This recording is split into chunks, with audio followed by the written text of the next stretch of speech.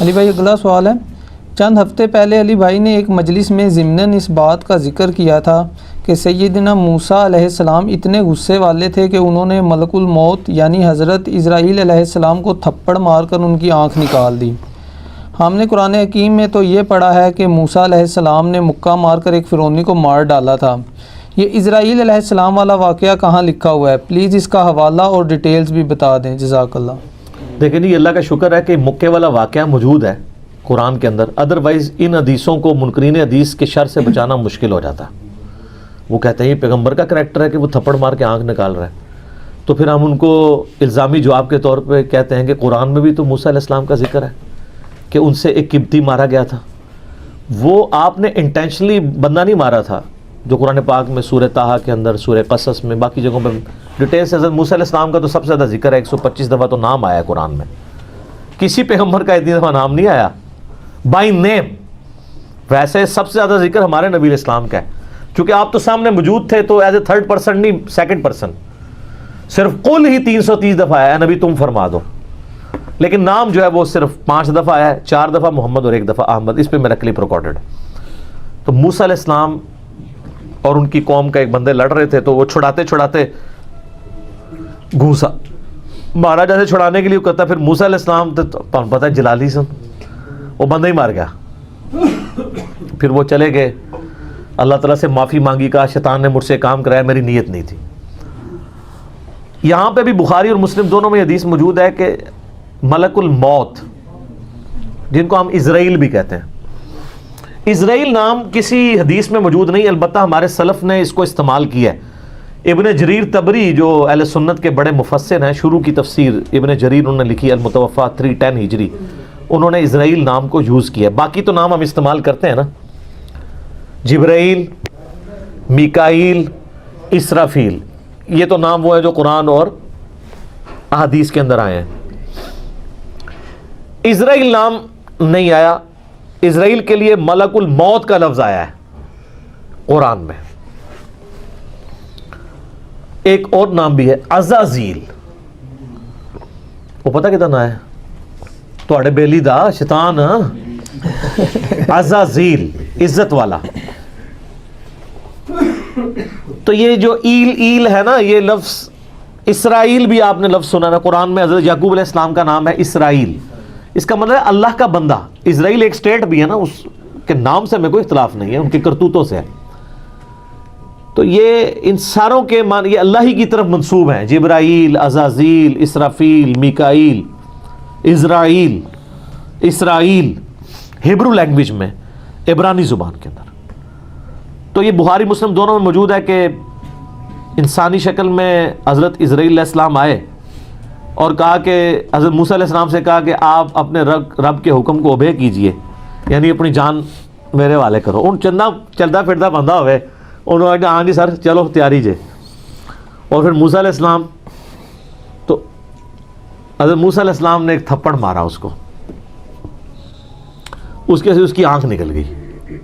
اب ظاہر ہے کہ حضرت موسیٰ کے ساتھ تو مس بیہیو نہیں کر سکتا تھا نا، اللہ کا بھیجا ہوا پیغمبر تھا وہ، اور آپ کو پتہ ہے یہ چاروں فرشتوں کے پیغمبر ہیں، جبرائیل، میکائیل، اسرافیل اور اسرائیل یعنی ملک الموت علیہم السلام اجمعین۔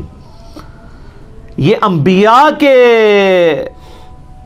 یعنی فرشتوں کے انبیاء ہیں، اسی وجہ سے یہ انسانوں کے انبیاء کے استاد بھی ہیں، ورنہ نبی کا استاد غیر نبی نہیں ہو سکتا، یہ میں آپ کو لاجیکلی بتا رہا ہوں۔ تو حضرت جبرائیل علیہ السلام انبیاء میں سے ہیں، فرشتوں کے انبیاء میں سے۔ تو وہ پھر اللہ تعالیٰ کے پاس واپس چلے گئے، حضرت ملک الموت، کہا کہ یا اللہ مجھے اس بندے کے پاس بھیجا ہے جو مرنے کو پسند نہیں کرتا، مرنے کو تو کوئی بھی نہیں پسند کرتا۔ تو اللہ تعالیٰ سے انہوں نے ریکویسٹ کی تو اللہ نے ان کی آنکھ ان کو واپس کر دی۔ یار حضرت اسرائیل علیہ السلام کی آنکھ نکل جائے تو وہ کس سے ملتی ہے؟ اللہ سے۔ تو آپ کا تو فرید الدین گنج شکر کا واقعہ مشہور ہے، کہنا کہ آن دے آنکھ آندی ہے تے آن دے۔ سر کوئی نہیں آنکھ دے سکتا، ہاں اللہ اگر کسی نبی کو معجزہ دے جیسے کہ حضرت عیسیٰ علیہ السلام کے لیے آتا ہے وہ تو ثابت ہے، ورنہ اگر وہ کہتا ہے کوئی بزرگ بھی دے سکتا ہے تو اس بزرگ کے ماننے والوں کی آنکھ نکلوا دیتے ہیں، جا کے بزرگ سے لے کے بتائیں.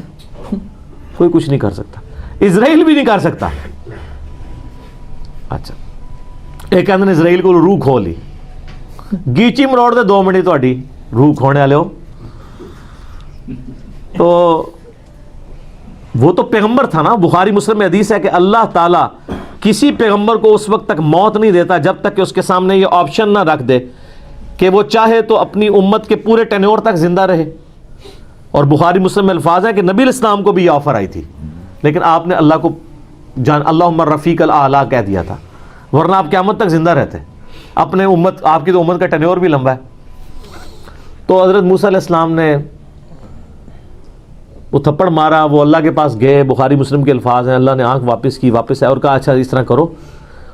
اللہ کو تو پتہ تھا نا بندہ ذرا جذباتی، میرا ہی بندہ ہے، تو لہٰذا میرا بھی غصے کا برا نہ مانا کرے، منوی اللہ نے بنایا ہے. ہر بندے کی نیچر اپنی ہے. ابو بکر عمر نہیں بن سکتے، عمر ابو بکر نہیں بن سکتے، دونوں کی اپنی نیچرز ہیں. A man can never grow out of his skin.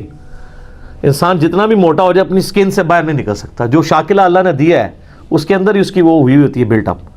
بہرحال اللہ نے فرمایا اچھا موسیٰ سے کہو کہ کسی بیل کی پشت پہ اپنا ہاتھ رکھے، اس کے ہاتھ کے نیچے جتنے بال آ جائیں گے نا اتنے سال اور زندگی بڑھ گئی.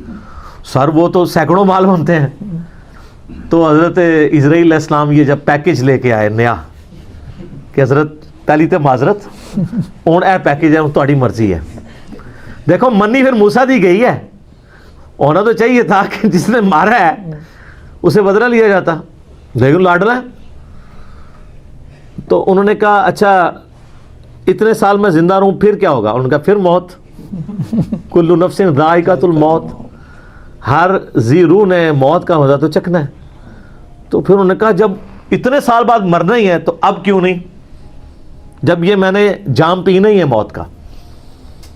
تو پھر انہوں نے کہا اے اللہ بس میں تجھ سے یہ دعا کرتا ہوں کہ مجھے ارض مقدس یروشلم کے قریب کر دے، میں اتنا قریب ہو جاؤں کہ وہاں سے اگر کوئی پتھر بھی پھینکے نا تو میری قبر تک پہنچ جائے، وہ مقدس زمین کے.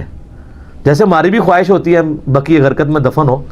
مسلم شریف میں حدیث ہے کہ جس نے مدینے کے مصائب پہ صبر کیا تو میں اس کا شفیع بنوں گا. ترمذی میں الفاظ ہیں کہ ہو سکے تو مدینے میں مرو، جو مدینے میں مرے گا میں اس کی شفاعت کروں گا. اور بخاری میں حدیث ہے حضرت عمر کہا کرتے تھے اے اللہ مجھے شہادت کی موت دینا، اپنے رسول کے شہر مدینہ میں موت دینا. اللہ نے دونوں ان کی دعائیں قبول کر لیں، کیونکہ سب سے پہلے شفاعت اہل مدینہ کی ہونی ہے، بشرطے کہ وہ آپ کے فرقے کا ہو. ہاں سر فضائل اعمال والے شیخ زکریا صاحب بھی مدینہ شریف بقیع غرقد میں دفن ہے، اور فضان سنت والے الیاس قادری صاحب کے پیر صاحب ضیاء الدین مدنی بھی وہاں پہ دفن ہے، اور ہماری ماں سیدہ عائشہ بھی وہاں دفن ہے، امام حسن علیہ السلام بھی وہاں پہ دفن ہے، امام باقر بھی وہاں پہ دفن ہے، امام مالک بھی وہاں پہ دفن ہے، حضرت عثمان غنی بھی وہاں پہ دفن ہے، اور عبداللہ ابن ابی بھی وہاں پہ دفن ہے. قبروں سے کوئی فرق نہیں پڑتا، اتنے نئے لوگوں کے ساتھ اس منافق کی قبر بھی ہے. پہلے تو سانجے قبرستان ہوندے سن نا. تو اچھا انہوں نے دیکھ لیں اس سے اسرائیل سے نہیں کہا کہ منو جا لین دے، اللہ سے ہی مانگا ہے. تو اللہ نے ان کو قریب کر دیا، اور نبی علیہ السلام فرماتے ہیں جب وہ قریب ہوئے تو وہاں پہ ان کو موت دے دی. اور اگر میں چاہوں تو تمہیں سرخ ٹیلے کے پاس موسیٰ علیہ السلام کی قبر بھی دکھا سکتا ہوں. یعنی حضرت موسیٰ علیہ السلام گمنامی میں ایک قبر میں دفن ہے، کوئی مزار نہیں ہے. سر مزار یا لوگوں کا آنا اگر بزرگی کی دلیل ہو تو وہ بزرگ جس کا نام قرآن میں 125 دفعہ ہے موسیٰ علیہ السلام، اس کی قبر بھی ان نون ہے. ظاہر ہے جب وہ اکیلے وہاں پہ، بخاری مسلم میں صحیح مسلم میں 2 حدیثیں ہیں، آپ علیہ السلام فرمایا میں نے شب معراج سرخ ٹیلے کے پاس موسیٰ علیہ السلام کو قبر میں نماز پڑھتے ہوئے دیکھا ہے، اگر میں وہاں سے گزروں تو میں قبر بھی دکھا سکتا ہوں. اور اللہ کر رہے ہیں تو اڑے کو کفری گل تے سبحان اللہ کھوا لیندے نے، اور دوست دیتے ہیں مثنوی مولانا روم شریف، جس میں کوئی بخاری شریف یا مسلم شریف ہے، یہ مولانا شریف ہی ہے، بخاری مسلم تو نہیں ہے، قرآن تو نہیں ہے. اور پھر اللہ نے ڈانٹا کہ موسیٰ تو بھی تو انسان تھا، تو نے اپنا گوشت کیوں نہیں دیا. دیکھو اور یاد جب اللہ نے ابراہیم کو کہا، ابراہیم کے بچے نے بھی دوسری بات نہیں کی ہے، تو موسیٰ بھی پیغمبر تھے، انہوں نے بھی دوسری بات نہیں کرنی تھی. اگر اللہ کے اس حکم کے تحت وہ سارے معاملات چل رہے ہوتے، بالکل جھوٹ ہے. تو اس طرح کی کئی ایک باتیں مشہور کی ہوئی ہیں دین کے نام کے اوپر، سب کے سب فراڈ ہے. اللہ کا شکر ادا کریں کہ آپ کو مرنے سے پہلے پتہ چل جائے. وہ ایک پیر صاحب تھے نا، وہ فوت ہو چکے ہیں، تو وہ بڑا ٹی وی پہ ان کا ایک ٹی وی چینل بھی انگلینڈ سے چلتا تھا. وہ کہتے تھے جی میں بڑا پریشان تھا کہ میں درس و تدریس کا سلسلہ کیسے شروع کروں. میں بڑا پریشان تھا کہ روزانہ درس دینا پڑے گا، کون سی کتاب سے دوں. تو اللہ نے میرے دل میں ڈالا مثنوی مولانا روم دا درس دے. تو اے اللہ نے کتاب اپنے نبی کے ذریعے بھیجی ہے. وَأُوحِيَ إِلَيَّ هَذَا الْقُرْآنُ لِأُنذِرَكُم بِهِ وَمَن بَلَغَ. سورہ الانعام آیت نمبر 19. اے نبی فرماؤ یہ قرآن اس لیے وحی کیا گیا تاکہ اس کے ذریعے میں تمہیں بھی ڈر سناؤں اور ہر اس شخص کو جس تک یہ بات پہنچ جائے. تو بھول گیا، تو اس لیے بھول گیا کہ یہ وہی پیر صاحب ہیں جو کہتے ہیں کہ جی مجھے ایک بندے نے طواف کعبہ کے دوران پوچھا کہ مجھے طواف کعبہ کی دعائیں نہیں آتی ہیں تو میں کیا کروں. تو انہوں نے کہا، میں نے کہا کہ تو بھابیوں گالاں کڈیا کر ہر طواف تے تمہیں ثواب ہوئے گا. یہ ویڈیو ریکارڈڈ آپ دیکھ لیں، یوٹیوب کے اوپر چڑھی ہوئی ہیں. تو یہ گالیاں نکالنے کے اوپر ثواب کی بشارت. اور طواف کی تو دعائیں ہوتی نہیں، تو مولویوں نے لکھی ہیں طواف کی ایک ہی دعا ہے، ربنا آتنا فی الدنیا حسنہ وفی الآخرۃ حسنۃ وقنا عذاب النار. وہ بھی رکن یمانی سے لے کے حجر اسود تک ہے سنن نبی داؤد میں. اور کوئی دعا نہیں ہے، جو مرضی آپ طواف میں پڑھیں، جو مرضی مراد یہ گالیاں یہ نہیں کتابوں سے بھابی سنیاں نو گالاں کڈ رہے ہو، سنی بھابیاں نو، شیعہ سنی نو، سنی شیعہ نو. ٹھیک ہے، تو اے نہیں سر. میں نے طواف کعبہ میں ایک انڈین جوڑا دیکھا، بابی اور بابا، انہوں نے ہاتھ میں تسبیح پکڑی ہوئی تھی اور وہ طواف کعبہ میں پڑھ رہے تھے یا معین الحق یا معین الدین چشتی پا لگا دے کشتی، یا معین الدین چشتی پا لگا دے کشتی. یہ طواف کعبہ میں پڑھ رہے تھے. سر جب مولویوں نے آپ کے ساتھ یعنی صدیوں میں یہ کھلواڑ کیا دین کے نام کے اوپر، تو پھر آپ بھگتیں گے. لیکن اللہ کا شکر ہے ہر عروج کو زوال ہے. ان کا زوال اب آپ کے سامنے ہے کہ باپ دادا گمراہی کے پیشوا تھے، آج اولادیں جو ہیں وہ 3 طلاقیں دے کے اور 4 تکبیریں پڑھ کے اپنے آباء و اجداد کے مذہب کو دفنا کے جھوم جھوم کے کہہ رہی ہے کیا کہ نام ہے بابی، نام ہے بابی، میں ہوں مسلم علمی کتابی. ٹھیک ہوگا.